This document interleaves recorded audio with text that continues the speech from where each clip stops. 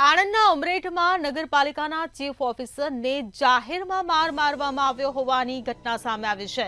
ઉમરેઠમાં નગરપાલિકાના ચીફ ઓફિસરને જાહેરમાં માર મરાયો। મહિલા ચીફ ઓફિસર અને કર્મચારીઓ ઉપર હુમલો કરવામાં આવ્યો છે। ત્યારે બિનઅધિકૃત બેનર હટાવવાની કામગીરી દરમિયાન આ હુમલો કરવામાં આવ્યો છે। બાગે સિરાજી રેસિડેન્સીના હોલ્ડિંગ હટાવતા આ મામલો ગરમાયો હતો। તો નગરપાલિકાના મહિલા ચીફ ઓફિસર ભારતીબેન સોમાણી પર હુમલો કરવામાં આવ્યો છે। તો રેસિડેન્સીના બિલ્ડર અને રહીશો દ્વારા જાહેરમાં માર્યો હોવાના આક્ષેપ કરવામાં આવ્યા છે। પોલીસ ફરિયાદ કરવા ચીફ ઓફિસર પોલીસ સ્ટેશન પહોંચ્યા, ત્યારે પોલીસે કાયદેસરની કાર્યવાહી હાથ ધરી છે। ત્યારે બાગે સિરાજી રેસિડેન્સીના હોલ્ડિંગ હટાવતા મામલો ગરમાયો હતો।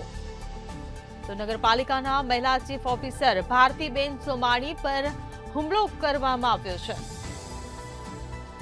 ત્યારે રેસિડેન્સીના બિલ્ડર અને રહીશો દ્વારા જાહેરમાં માર્યો હોવાના આક્ષેપ લગાવવામાં આવ્યા છે। પોલીસ ફરિયાદ કરવા ચીફ ઓફિસર પોલીસ સ્ટેશન પહોંચ્યા, ત્યારે પોલીસે કાયદેસરની કાર્યવાહી શરૂ કરી છે। દબાણ ક્લાર્ક ઉમરેઠ નગરપાલિકા। શું ઘટના ઘટી? આ ઘટના એવી બની કે એક સોસાયટી જે બાગે રેસિડેન્સી વાળા છે તે ગેરકાયદેસર રીતે અમારે નગરપાલિકાની પ્રિમાઇસીસમાં બોર્ડ ઊભા કરેલા। તો અમે ખસેડવા ગયા 4 વાગે, તો અમે પેલા જાગનાથનું હટાવીને આવતા તે લોકો એકદમ આવે કે અમને પૂછો તો ખરા કે મેં કહ્યું તે અમે પરમિશન લીધી નથી, પરમિશન લગન તે બોર્ડ ઊભું કરે તો ખસેડી લે। અને બીજું તે જે વડા બજાર દેવનારાયણ ગેટ આઈસ્ક્રીમ વાળો છે ગેટ આગળ, એ અમે ઉતારવા આવ્યા। તો ત્યાં આગળ આવીને બધા ભેગા થઈ ગયા મૂસોને જાય કરીને, અને કોન્ટ્રાક્ટરના માણસો આવ્યા અને ગમે તેમનું વર્તન કરવા મળ્યા અને જાતિવાચક શબ્દો અમને બોલવાનું ચાલુ કર્યું।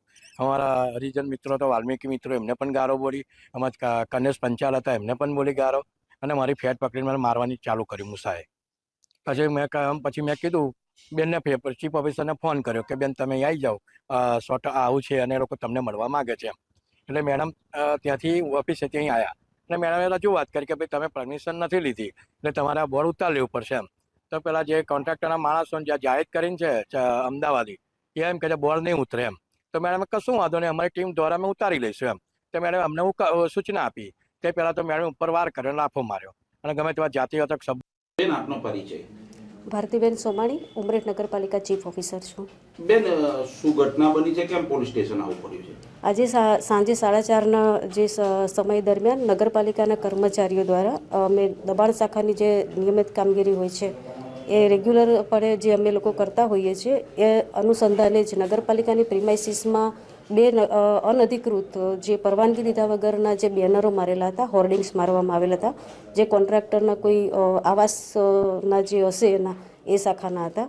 એ ધ્યાને આવતા નગરપાલિકાની ટીમને અમે તે દૂર કરવા ગયા હતા। ત્યાં સુધીમાં જે કોન્ટ્રાક્ટરના ને એના માણસો જે આખું ટોળું ત્યાં હતું આવી ગયું હતું, અને તે લોકોએ એમને તે ઉતારવાની ના પાડી। એટલે અમે એમને રજૂઆત કરી કે તો તમે તમારી રીતે ઉતારી લો, આ પ્રિમાઇસીસમાં તમારે બિનઅધિકૃત તરીકે ના રખાય। તો એ ટોળાએ ઉશ્કેરાવીને એમ કીધું કે આ તો બોર્ડ અહીંયા જ રહેશે, અને અમારી સાથે બીભત્સ વર્તન કર્યું છે, અને છેલ્લે પછી મારામારી પણ અમારી સાથે કરી છે। કોણ લોકો હતા, કેટલા લોકો હતા અને કોને કોને માર્યા છે? કર્મચારીઓને પણ માર્યા અને મારા ઉપર પણ હાથ ઉપાડેલો છે। અને એ લોકોમાં જે નામ છે મને અજાણ છે, પણ અહીંથી આજુબાજુથી જે કર્મચારીઓ છે એ લોકો તેને ઓળખે છે, અને નામ સોરી મને થોડો ખ્યાલ નથી। એક મુસાભાઈ છે, મુસાભાઈ એક નામ જે છે મારી સાથે વધારે ખરાબ વર્તન કરે છે, અને જે જુનેદભાઈ કે એવું કંઈક નામ છે, જાહિદભાઈ છે, એને મારા ઉપર હુમલો કર્યો છે। મને લાફા પણ માર્યા હતા એમણે, અને વધારે પડતું એ મારવાની કોશિશ કરી। હું છટકી ગઈ હતી અને અહીંયા પોલીસ સ્ટેશન નજીકમાં હતું તો અહીં આવી ગઈ। તો મહિલા ચીફ ઓફિસર અને ત્યારે આજ મુદ્દે સપન પટેલ અમારા સંવાદદાતા ફોન લાઈન પર જોડાઈ ગયા છે। જે સપન, આણંદના ઉમરેઠમાં નગરપાલિકાના ચીફ ઓફિસર એ પણ મહિલા ચીફ ઓફિસર પર જે પ્રકારે આ હુમલો કરવામાં આવ્યો, ત્યારે એક તરફ નારી સુરક્ષાની વાતો કરવામાં આવે છે, સલામતીની વાતો કરવામાં આવે છે, અને મહિલા ચીફ ઓફિસર પર આ પ્રકારનો હુમલો કઈ રીતે જોઈ રહ્યા છો તમે આને? મહિલાઓ માટે સૌથી સુરક્ષિત ગણાતું રાજ્ય એટલે ગુજરાત રાજ્ય અને ગુજરાતના આણંદ જિલ્લાની અંદર ઉમરેઠ તાલુકા માં ઉમરેઠ નગરપાલિકાના મહિલા ચીફ ઓફિસર સાથે આ ઘટના બનવા પામી છે. ખાસ કરીને જ્યારે મહિલા ચીફ ઓફિસર અને તેમની ટીમ દ્વારા દબાણોમાં લાગેલા બેનરો તેમજ હોર્ડિંગ્સ હટાવવાની કામગીરી હાથ ધરવામાં આવી હતી. જે સમય દરમિયાન આ ઘટના બની હોવાની માહિતી સામે આવી રહી છે. ખાસ કરીને જે પ્રકારે પાલિકાની ટીમ દ્વારા દબાણો હટાવવાની કામગીરી અત્યારે ચાલી જ રહી છે, તેના ભાગરૂપે આજે નીકળેલી ટીમ ઉપર અસામાજિક તત્વો દ્વારા જે પ્રમાણે હુમલો કરી દેવામાં આવ્યો હતો, જેને લઈને અનેક તર્ક ઉમરેઠ પંથકમાં જોવા મળી રહ્યા છે. ખાસ કરીને જે પ્રમાણે મહિલા ચીફ ઓફિસર છે તેમની સાથે પણ ગેરવર્તણૂક થઈ અને તેમને લાફા માર્યા હોવાના માહિતી તેમના દ્વારા આપવામાં આવી છે. અને જે પ્રમાણે અત્યારે જે નગરપાલિકાની ટીમ છે તે ઉમરેઠ પોલીસ મથકે પહોંચી છે. કાયદા અને વ્યવસ્થાના ભાગરૂપે પોલીસને આ બાબતે ફરિયાદ કરવા માટે પહોંચી છે. ઉલ્લેખનીય છે કે 2 દિવસ પહેલા જ આણંદમાં પણ આ જ પ્રકારની સ્થિતિ જોવા મળી હતી. નગરપાલિકાની ટીમ જ્યારે દબાણો હટાવવા માટે નીકળી હતી ત્યારે તેમની ટીમના કર્મચારી પર પણ ક્યાંક ને ક્યાંક દબાણકર્તાઓ દ્વારા હુમલો કરવામાં આવ્યો હતો. જે બાબતે પણ આણંદ ટાઉનમાં ફરિયાદ નોંધાઈ હતી.